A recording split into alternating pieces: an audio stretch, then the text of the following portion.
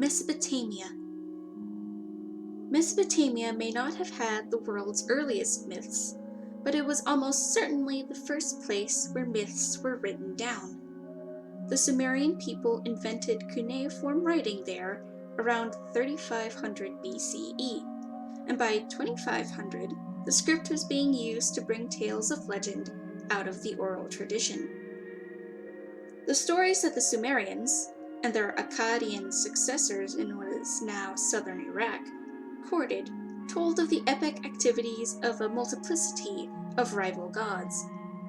Some deities may have originated as elemental forces, but others were associated with specific towns, where their statues were cared for and venerated in temples.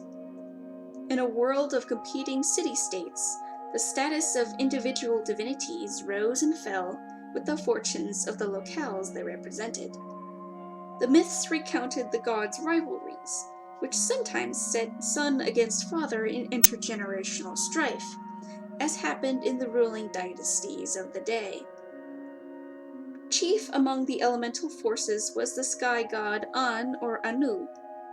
Other important figures included the storm god Enlil, who was also connected with agricultural fertility, the goddess Inanna, linked with both sexuality and war, and the divine craftsman Enki, treated in one Sumerian poem both as a creator deity and a culture hero responsible for blessing the world with bountiful harvests, as well as the arts of building and weaving. Creation myths seem to have varied from city to city across the Mesopotamian plain. Today, the best known is the one contained in the epic poem known from its opening words as the Enuma Elish, literally, when on high. Dating perhaps from as early as 1900 BCE, but written down in its present form around 1100, it was effectively a work of propaganda celebrating Marduk, the city god of Babylon. Even relatively unimportant centers, however, like the otherwise obscure Danu, had origin stories of their own. Ritual life revolved around festivals, in which the gods' statues were paraded outside the temples that were their homes.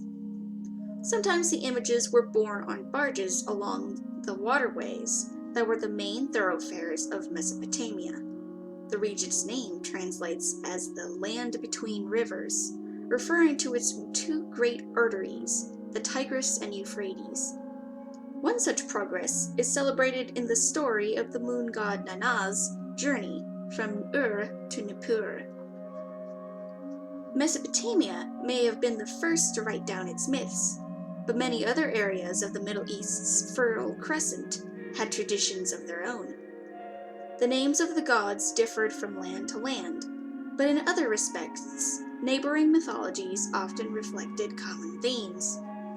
One such body of myth came to light only after 1928, when a farmer in the Syrian village of Ras Shamra uncovered an ancient tomb. Subsequent investigation turned up the remains of the ancient port city of Ugarit, part of the culture known to Old Testament scholars as Canaanite. Among the discoveries were thousands of inscribed clay tablets, some containing mythological material. The principal male deities of Ugarit were the sky god El and the storm god Baal, quite as hot-blooded as his Mesopotamian equivalent Enlil, as the story of his challenge to Mot, death, shows. Inanna's counterpart was Anat, who, like her Sumerian cousin, was associated not just with sexual fertility, but also with bloodshed. She, in turn, has been linked with the goddess Astarte, known across the Middle East in early classical times.